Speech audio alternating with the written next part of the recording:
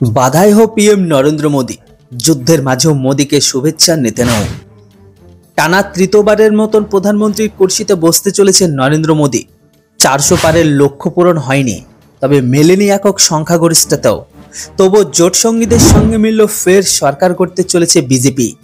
টানা তৃতীয়বার প্রধানমন্ত্রীর কুর্সিতে বসবেন নরেন্দ্র মোদী, আর তাই এই সাফল্য যুদ্ধের মাঝেও শুভেচ্ছা একদমই জানাতে ভুলে গেলেন না ইসরায়েলের প্রধানমন্ত্রী বেঞ্জামিন নেতানিয়াহু।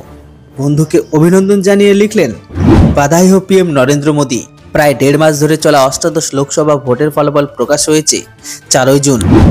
ভারতের এই নির্বাচনের উপর নজর ছিল বিভিন্ন দেশের। মোদীর জয়লাভের পরে থেকে শুভেচ্ছা জানিয়েছে বিভিন্ন রাষ্ট্রপ্রধানরাও। সেই তালিকায় রয়েছে ইসরায়েলের প্রধানমন্ত্রী।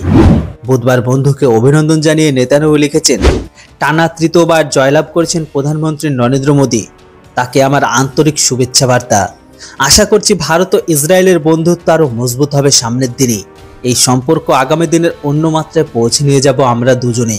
বাধাই হো। এছাড়া নমকে শুভেচ্ছা জানিয়ে ইটালির প্রধানমন্ত্রী জর্জিয়া মেলোনি, মালদ্বীপের চীনপন্থী ইসলাম পড়া গ্রহণকারী প্রেসিডেন্ট মোহাম্মদ মুইজু, ভুটানের প্রধানমন্ত্রী সেরিং টেগোবে, শ্রীলঙ্কার প্রেসিডেন্ট রনিল বিক্রমসিংহ, এই সমস্ত প্রধানমন্ত্রীগুলো তারা ভারতের পিএম নরেন্দ্র মোদীকে শুভেচ্ছা বার্তা জানিয়ে দিয়েছে। গত 8 মাস ধরে গাজায় জঙ্গি হামাসের সঙ্গে লড়াই করছে ইসরায়েল। 2023 সালে 7 অক্টোবর যখন ইসরায়েলের বুকে বেঞ্জি হামলা চালায় জঙ্গি হামাসরা, তখন সেই জঙ্গি হামাস সন্ত্রাসবাদের বিরুদ্ধে তীব্র নিন্দা জানিয়েছিল ভারত। নেতানিয়াহুর পাশে দাঁড়িয়েছিল নরেন্দ্র মোদী। এই 8 মাস একাধিকবার ফোনে কথা বলেছেন দুই রাষ্ট্রনেতারা। গাজায় অভিযান নিয়ে ইসরায়েলের উপর চাপ বাড়াচ্ছে আন্তর্জাতিক মহল। সাধারণ মানুষের মৃত্যু নিয়ে উদ্বেগ প্রকাশ করলেও নেতানিয়াহুর পাশ থেকে সরে আসেনি নরেন্দ্র মোদী। বিশ্লেষকরা মনে করছেন, মোদী ফের প্রধানমন্ত্রীর আসনে বসায় ভারতের সমর্থন আগামী দিনে ইসরায়েলের পক্ষে থাকবে সব ক্ষেত্রে। বলে রাখা ভালো আপনাদের, গাজায় যুদ্ধ হবে ইহুদি দেশটিতে কর্মসংস্থান হয়ে গেছে ভারতীয়দের। ইসরায়েলের বিভিন্ন নির্মাণ সংস্থায় কাজ করছে কয়েক হাজার প্যালেস্তাইনি শ্রমিক।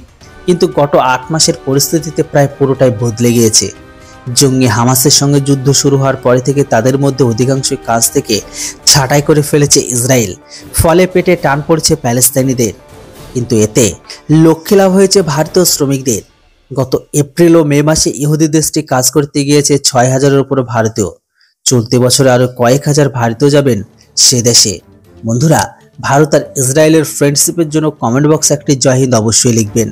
আর হ্যাঁ, ভিডিওটিকে ছোট্ট করে লাইক করে চ্যানেলটিতে নতুন হলে অবশ্যই সাবস্ক্রাইব করুন, কারণ আপনার ছোট্ট একটি লাইক আর কমেন্ট আমাকে মোটিভেট করে এরকম টাইপের ইনফরমেটিভ ভিডিও আপনাদের সামনে নিয়ে আসার জন্য। Thanks for watching. জয় হিন্দ, বন্দে মাতরম।